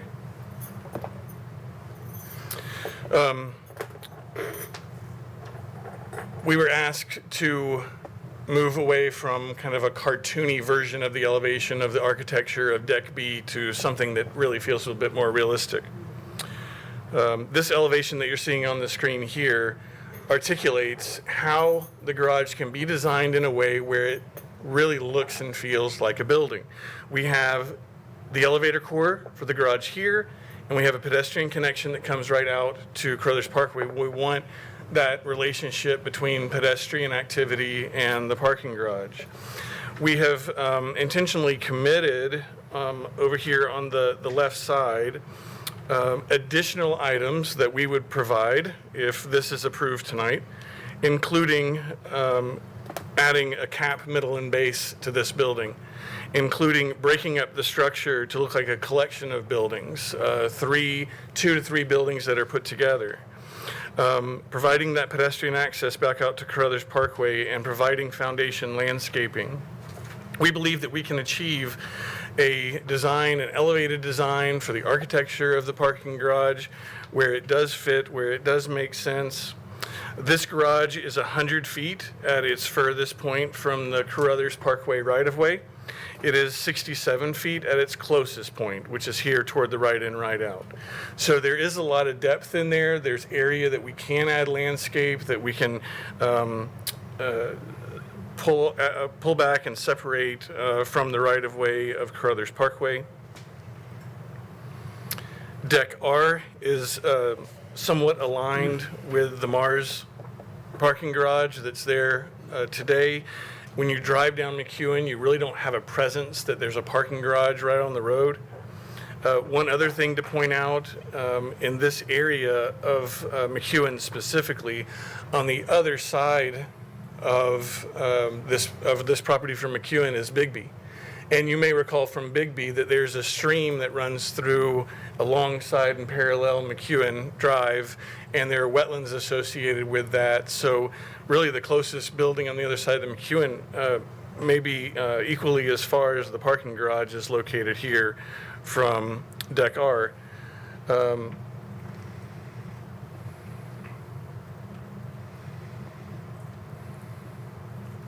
Deck R is situated as far back as we can in order to get a driveway alignment with the Mars garage across the street. So pushing it back even further becomes problematic in the overall master plan and the design in which this is set up. The wetland area will have additional plantings. It will have additional trees. That's a part of the requirement and best practices of the City of Franklin stormwater management. So we know that within the bioretention areas and wetland areas, we will be reinforcing the existing landscape that's there today. Staff talked about this one as being supported by staff. I just wanted to highlight for you where that block is that doesn't meet the block parameters. It is that wetland area and the stream corridor that we're preserving there. So with that, happy to answer any questions that you may have. Okay. Yes. I'd like to ask a question. How close, or do you have any idea about this regional is this just in the infancy? No idea? It's a pipe dream? Or do we know? Jimmy, do you mind if I kind of speak on that a little bit? Oh, I'm sorry. Well, he said. Or do you want? Do we need a motion take on the that floor? one. I'm sorry, first. No, wait a minute. Okay. While Jimmy's walking up, I failed to mention something. We handed out something a minute ago. If inclined to support the modification of standards 8, which is the garage, if you're inclined to support that, we want to self-impose those restrictions that we've typed out and put on that page. So if in your motion, if you do want to recommend approval, please add the additional language that we have there as self-imposed restrictions. Thank you. And on the cheat sheet that Chelsea handed out, at the very end, you'll see the 4 options, and staff has already placed Greg's conditions that he provided to us earlier today in there, so you should have them right there. That's number 2. Can you repeat the question? That's number 2. Can you repeat the question one more time, please? Sorry. The regional, okay, how far are we in the talks as far as that being a regional, the WeGo parking? Oh, yeah, we've had very encouraging meetings as recently as this week, and WeGo is very motivated. We all probably know about the referendum that was passed in Metro Nashville that has freed up some funds to be used elsewhere. So we're moving very aggressively. Highwoods has been an excellent partner thus far, and we will have something probably in the very short term that we're going to get together on and try to work through. So I'll let Alec add to that, but it's very encouraging. So. quickly. Yeah, I mean, we've met with both Franklin Transit, new hire by the city, and most recently with WeGo. Coincidentally, the deputy director of WeGo in charge of this is somebody I did a deal with in Atlanta when we built a MARTA station as part of a TOD. So we have a history actually of working together, which is encouraging. We're very early though. We don't know what it's going to mean. All I can tell you is that we don't have the garage where it is on this plan. We won't do transit because that's where they need to be. But we don't know they don't even know what they're asking for, and we don't know what we can do. But we're wide open on that. We want to do it. We're actually talking to Gray Line and somebody else up at our buildings by the Marriott about providing parking for their coach service that they're going to do until maybe WeGo and the city or the county come up with a better system. So we're all in on helping it. We've got a lot of invested here. Transit helps the world. But again, we just don't know and hadn't have any condition tied to that with who knows what kind of hair or triggers or timeline. More importantly, we just don't know yet. Thanks for your diligence, Chair. And, excuse me, and what role would we go? They would actually provide the motor coaches that would pick up here and go to either Nashville or the airport or both. And then it would also potentially be a transfer station that could tie in with the Franklin Transit, the smaller shuttles, which actually provides them access to a lot of great funds if they can do kind of the double whammy of a transit stop and a transfer station. So, and we were already talking to Max about how to do the short buses for the local circulation. So, I mean, it all feeds in. There's a great opportunity here to just do a slip lane off Carruthers, the drop off.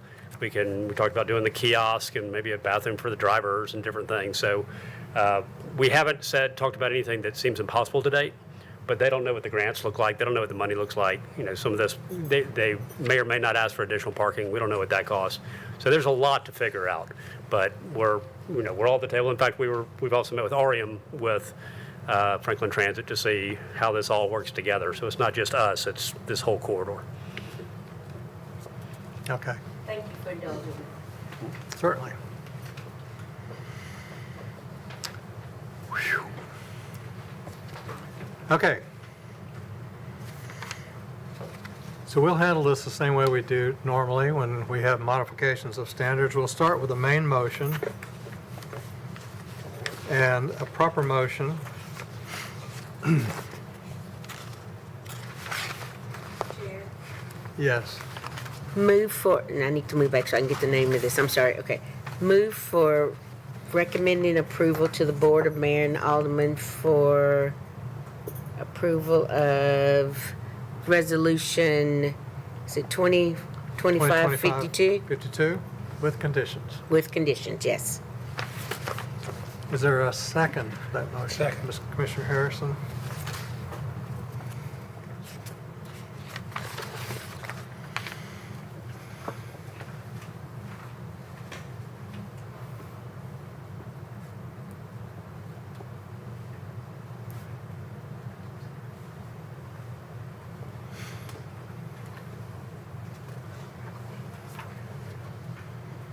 So we have a proper motion recommending approval to the Board of Mayor and Aldermen with conditions by Commissioner Allen and a second by Commissioner Harrison. So we will undertake each of the individual modifications of standards one by one until we get to the end of those, and then we'll roll back to the main motion again. And I will just say that there are elements of this that are confusing as the dickens. Some of these MOSs, as explained here tonight, are just, I mean, we've jumped from 1 to number 7, back to number 3, and back. I don't know where half of these are. So it would be permissible to me, it seems, that if one of the commissioners, and we've got one cheat sheet and a second cheat sheet, if one of the commissioners wants to recommend or move that we send the applicant back to staff with the additional work on a specific modification of standards, that would seem to be okay to me as well. So we'll handle the ones that are easy to handle, and the ones that are confusing, you just have to go back to the drawing board. The suggestion that we not consider a certain part, I don't know, it's just confusing to me, so. Get on We'll with see if we can help you. We'll sort through it once you get We'll to pull it. through it. Okay, modification of standards number 1 deals with block length. Request to allow a maximum block length of 3,600 linear feet for the block encompassing the wetland park and stormwater management area. Is there a motion on that item? Move for approval. Second.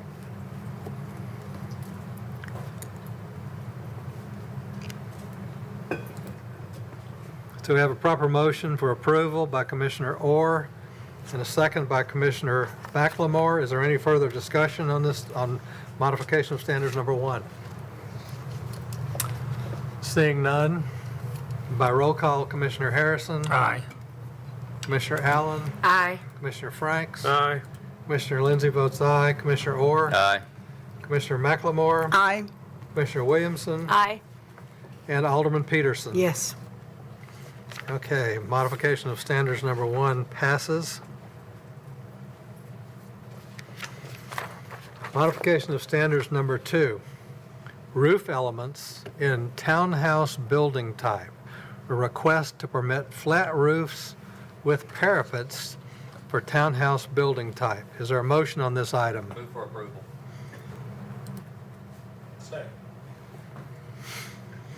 You have a proper motion for approval by Commissioner Orr, seconded by Commissioner Harrison.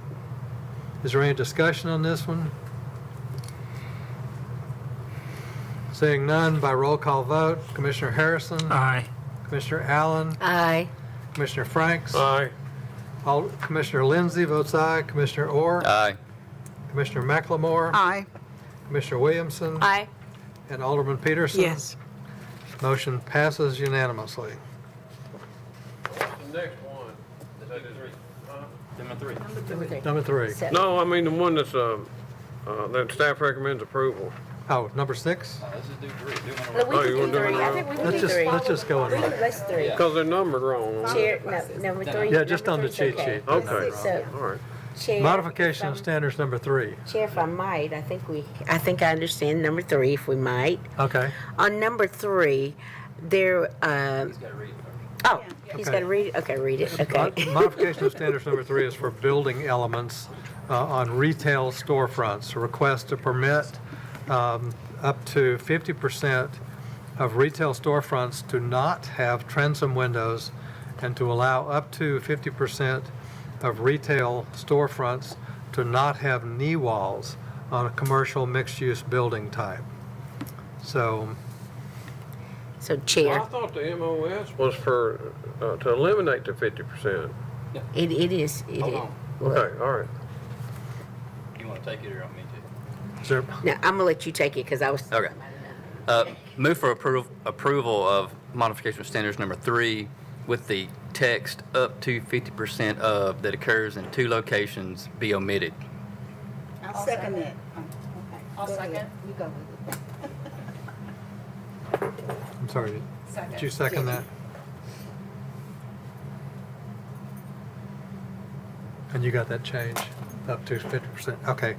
So we have a motion, a proper motion for approval by Commissioner Orr, seconded by Commissioner Williamson. So how would it read now? The text up to 50% of that occurs in 2 locations is removed from that request. Okay. So, okay, so it's, Up to 50% of retail storefronts, and up to 50% of retail storefronts not to have knee walls, in both places, and Yep. in the way it was written. The first had to do with transom windows, and then to remove 50% of retail storefronts to not have knee walls. up to 50%. So that was a motion for approval with those wording changes by Commissioner Orr, seconded by Commissioner Williamson. Is there any further discussion on this item? Yes, just real quick, as we're going against a staff recommendation. When you look in the core of downtown Franklin, especially for the storefronts, you look at the registry that was built 130 years ago, that storefront goes down to the ground. So I think there is a historical point of view that this is appropriate, even if you want to keep with more traditional looks. Also, the Ruby Sunshine, their storefront goes down. When you look at North McEwen as well, their storefront goes down. And so for each of those, especially when you look at North McEwen, I think this is kind of a similar caliber project. It definitely adds to the experience of those places. So. If I might, Yes. and I thank you for explaining that. I guess I'm glad that you guys took out that number because my concern had been about staff being able to monitor this, because going around and counting, and then and if I moved out Marsha's tchotchkes and then someone came in and changed it, how were they ever going to be able to keep up with that? Because that was going to be a lot of pressure for them to keep up with that. So up to 50% is still going to be kind of hard, but at least they didn't give them too much heartburn. But I do like the fact of them being able to vary that. So you're still going to have some heartache over this. So I hate to be such a hard butt about that. But anyway, I will be able to support this, although I'm a little reluctant to do it. But the change in the language makes it a lot easier for them to do that. So yes, I will be able to support that. And that's the only reason, because Okay. we didn't make it a hard 50%. Okay. Other comments, questions? Yes. One other short thing, I would say that I would encourage there to be variety as well, not just all or nothing. But yeah, why put language that you can't enforce? And one other thing, I'm sorry, to the developer, one thing that would make it a lot easier for staff too is for you guys to maybe put a limit on how many of these you have. Because if you, like in 100 years, if you kind of maybe limit not having where you just continuously make this number go up. Just my suggestion, do what you like. But anyway, thank you. Okay. Any other questions, comments? By roll call vote, Commissioner Harrison, Aye. Commissioner Allen, Aye. Commissioner Franks, Aye. Commissioner Lindsay votes aye, Commissioner Orr, Aye. Commissioner McLemore, Aye. Commissioner Williamson, Aye. and Alderman Peterson. Yes. That motion passes. Modification of standards number 3. Number 4, materials in the large-scale office building type, a request to permit up to 3 of the following: brick, natural stone, cultured stone, or precast concrete.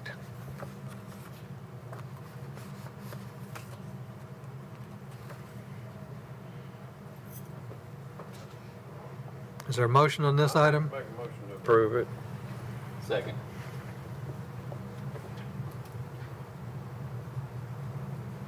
We have a proper motion to approve by Commissioner Franks, seconded by Commissioner Orr. Is there comments or questions on this item? Well, you can go first. This is a question for staff. As far as primary building material, like I'm looking at the examples they put in there, and I think my question is, if you have a primary building material, is there any requirement for kind of a secondary on it? Or, because I think looking at the pictures, I see one where it's, precast above it, and then, there's kind of a limestone look below it. That's nice, but when you have something that's like 100%, is there? If I think I know what you're asking, there's not a percentage requirement between the different primary materials. Okay. There are accent materials that are permitted, and those can be no more than 25%. Okay. But no requirement for a secondary beyond the primaries? Just like it could be all brick, it could, if we allow this, it could be all precast? If you're allowed to have 3, you can do, Okay. you just take 100% and divide it Got 3 it. ways, however you want, as long as it's one of those primary materials. But could the whole project be precast then? Good. It could be just one material. There's other limitations. I mean, if you think about the building type requirements, every so many feet, the building has to change in mass and form, and that includes either a color change or a material change. So depending on the length of the building, it won't be just one solid mass with one solid material. But I can't tell you today which buildings are going to be a certain width, so they have to make that massing change in color and height and all those changes. But And I think the other question I would have is that, the architectural precast application that's being showed, I think for me, that's something that, I could see supporting. But I also want to be careful about setting precedent.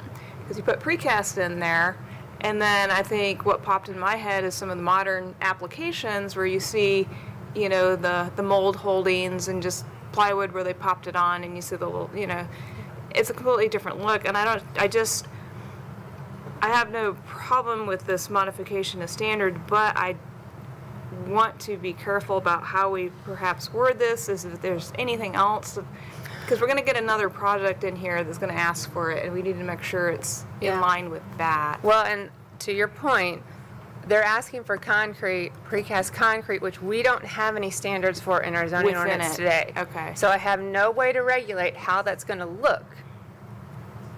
Because I don't have any, you know, that Yeah, it has to be standards. scored, it has to be textured in some way. So then, thinking about like none of the that future, is if just- there was another project that came in, they would have to go through this process, and then we would have to say yay or nay. So that would probably be the check for future, right? If If they came in. if this modification of standards gets approved, this will be the only project that can do precast. Yes. Until Yeah. another one comes in and asks for an MOS, or we change our zoning ordinance to allow precast. Okay. Okay, Commissioner Allen. So that was my question was going to be, because I guess where I kind of had a problem with this is because they had staff had requested more information for 2. This is modification standard 4 and 5 actually, and had not received any. And then I wanted to ask, because tonight, of course, there had been some other information, doable and all of that, but I wanted to know, was that enough information for staff to now say, yes, we can, but no, the answer is obviously no, because you don't have pictures, you don't have, is it gonna be scored, is it gonna be, in other words, what kind of precast? We need to, they need something solid, so that's where my concern, and why I can't support this, because we need to have what kind, so that was my question. Thank you. Okay, any other questions, comments? I'd just like to say, Chairman, that it gives a historic look. It gives a blend in that community that is high quality. I mean, I think that the light color one we see in the picture, I think if we allow the applicant to expand on it a little bit more, would be great, because it is educating our staff and ourselves to this. But like I say, we don't have safeguards imposed about it without more information. Maybe we defer that MOS if it doesn't hold up them going to BOMA, or how would you do that? This may be one, you're right. You defer one MOS, you defer the whole thing. So you can just walk through the MOSs, know you want to defer that. The other ones you've already voted on, but you're still going to have to defer it to this board at the next meeting. Or the meeting after that, whichever one you want, but probably August. Well, it'd give time to bring in some, it's not going to change the schedule for the BOMA meeting though, right? It would? It pushes it off a month, yeah. If you defer it, this pauses right here. Until you can vote on that MOS. I got you, okay. Okay. Any other questions, comments?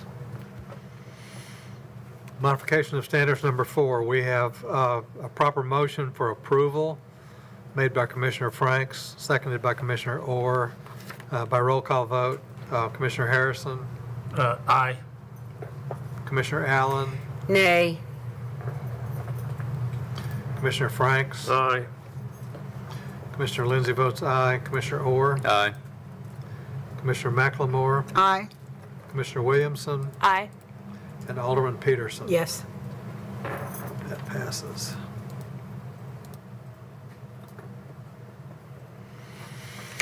Modification of standards number 5, materials in the commercial or mixed-use building type.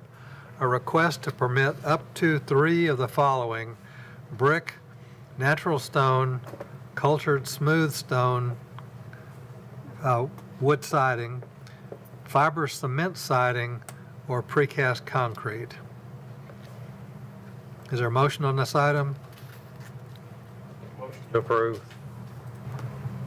Second. You have a proper motion to approve by Commissioner Franks and a second by Commissioner Orr. Is there a discussion or questions on this item? Seeing none, Commissioner Harrison, Aye. Commissioner Allen, Nay. Commissioner Franks, Aye. Commissioner Lindsay votes aye, Commissioner Orr, Aye. Commissioner McLemore, Aye. Commissioner Williamson, Aye. and Alderman Peterson. Yes. The motion passes.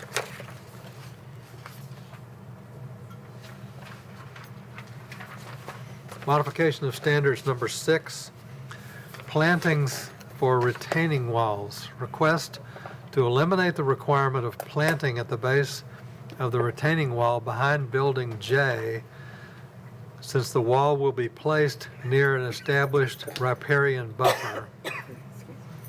Is there a motion on this item? Second. And that was Commissioner Harrison? Yes.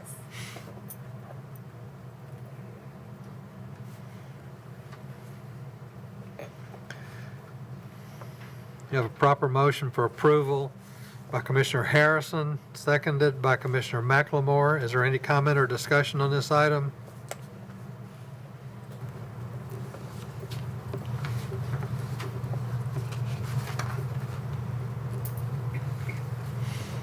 Seeing none, by roll call vote, Commissioner Harrison, Aye.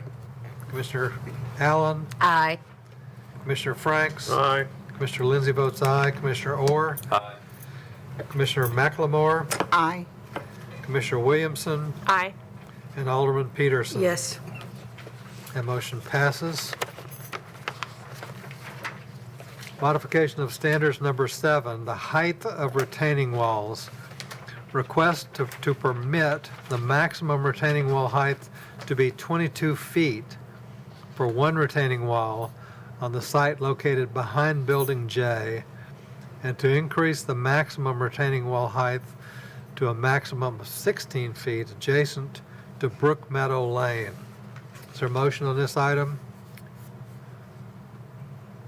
Motion to approve.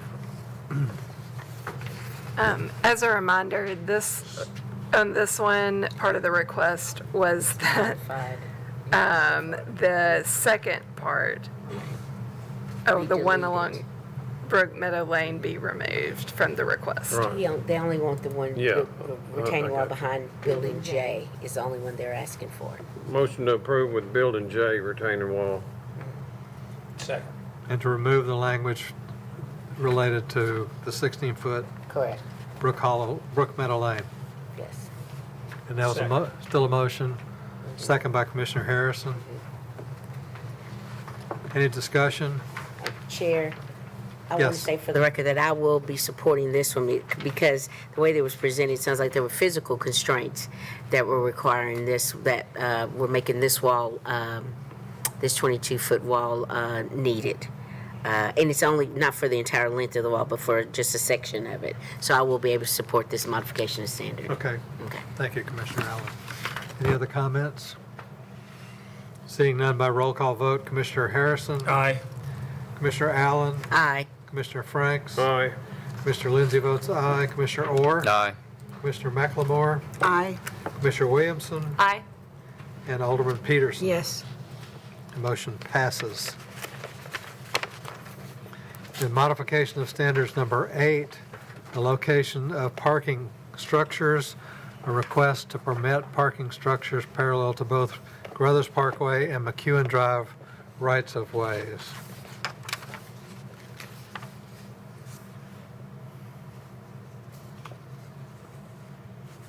Is there a motion on this item? Additional staff comments that were submitted this evening. Was that number 2 on? Those were applicant requests. Well, Those are after. but they added it to our, so the applicants requested. Because there's two Okay. sets. There's number 2. Right, but did they say the same thing? Yeah. Are they different? Okay, my bad. On the very last page, could you say which number you're looking at? I rescind my 2 motion. and 4. Okay. 2 and 4. Right here. Yeah. Number 2.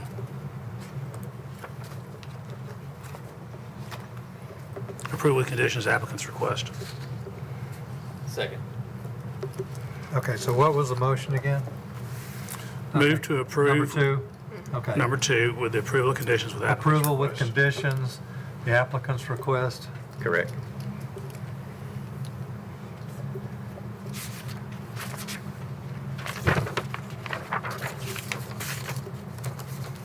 We're approving modification number 8 with that language, correct? Yes. Yes.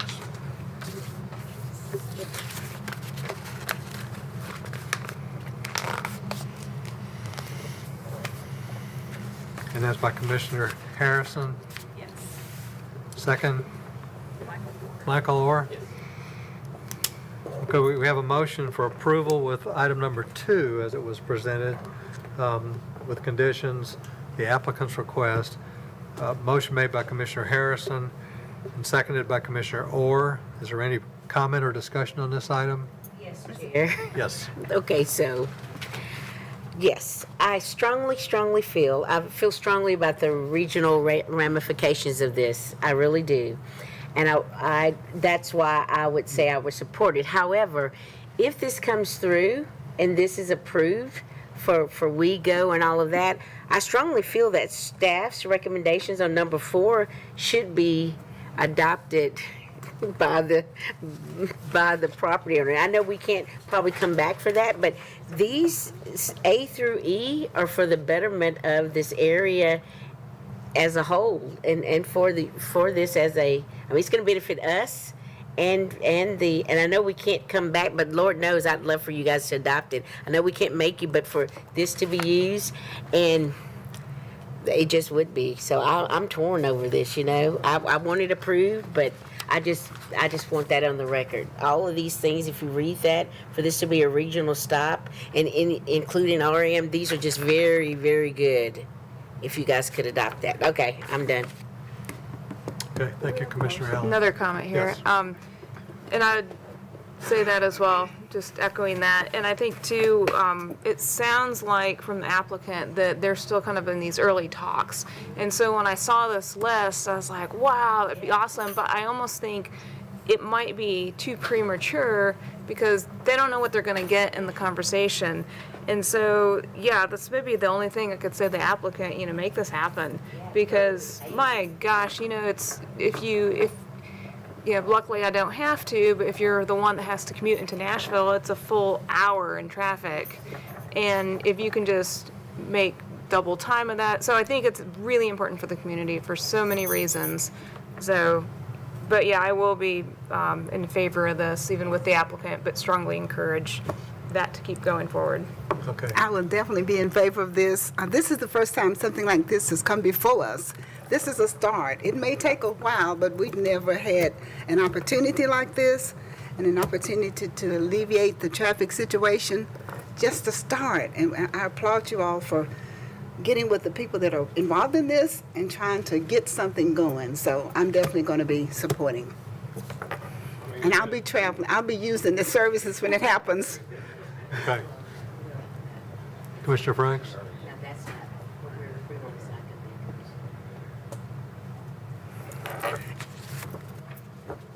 Do we need to Other note that comments? this is part of our, because this was a handout, so this is from staff? That's from So staff. it'll be part of the minutes, because we, Because we're not approving that. yeah. The minutes will reflect what you have chosen in Okay, this. Okay, And that's not what so we we don't need chose. to note anything special, okay. What staff recommends it? Number 2? No, they recommended 5. That's what Scott. Staff has actually recommended number 4, the disapproval with staff comments regarding the transit system and the overall transportation improvements. But we do applaud the applicant's efforts to enhance the architecture through number 2. We just would not have any conditions related to the transportation and transit piece. That being said, that does not preclude the applicant from doing that. It would just be at their own discretion and at their own timeline along with WeGo and Franklin Transit. Allowing them to face the major thoroughfare. In return for the conditions listed under approval with conditions, that number 2. So the conditions are that architectural detailing be similar size and rhythm to the primary structure, The building include a base, middle, and cap, a minimum of 3 different building facades be applied along the facade facing the arterial road.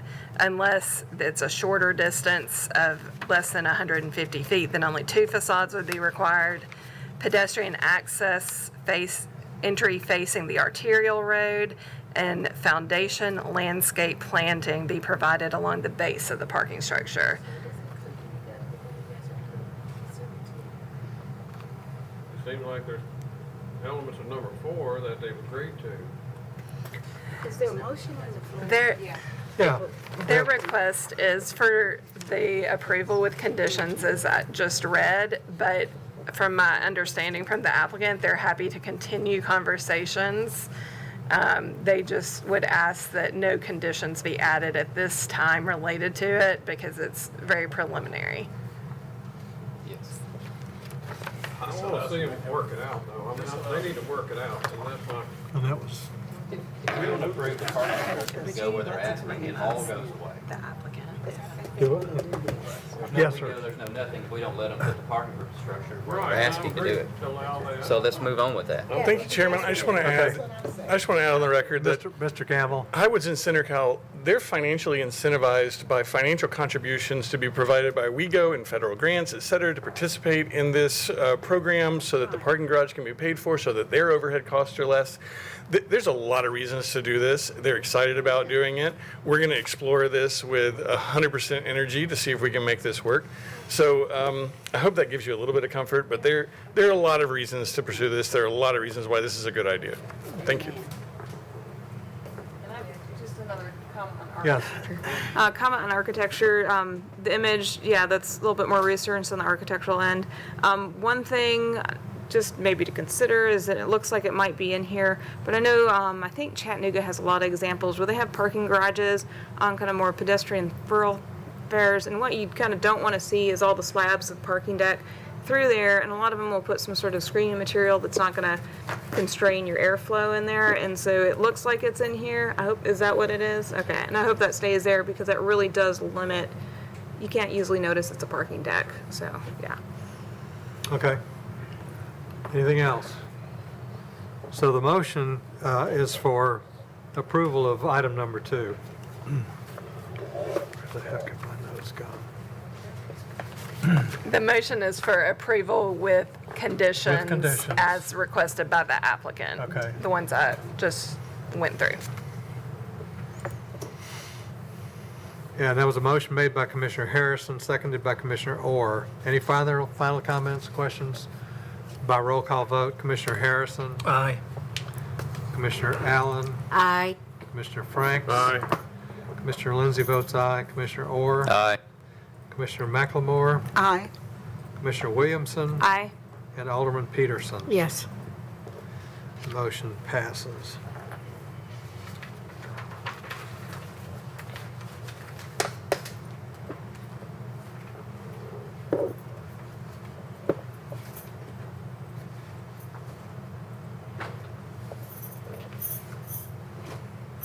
Okay, so we'll roll back to the main motion.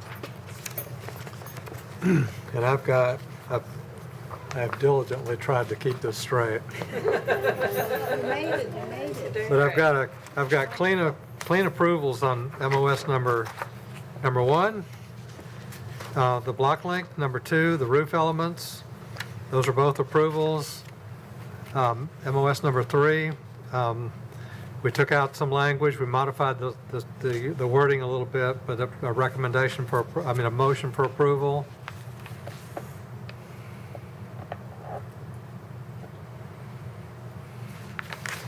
Number 4 was materials in large-scale office building, that was approved. Number 5, materials in commercial mixed-use building type, that was approved. Number 6 was planting for retaining walls, that was approved. Number 7 was height of retaining walls, and the approved language was to remove the last half of that statement, removing reference to the 16-foot wall section adjacent to Brook Meadow Lane. And then number 8 was, it was what it was.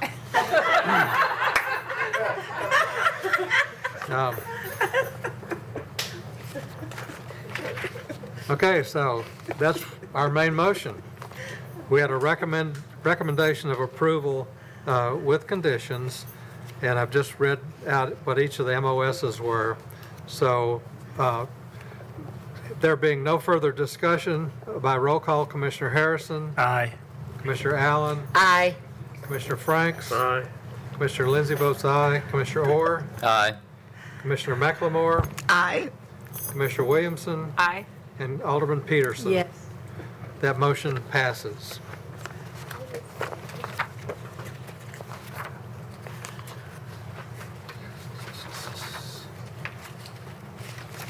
Is there a motion to adjourn? We have a motion by Commissioner Orr and a second by Commissioner Allen. All in favor say aye loudly. Aye.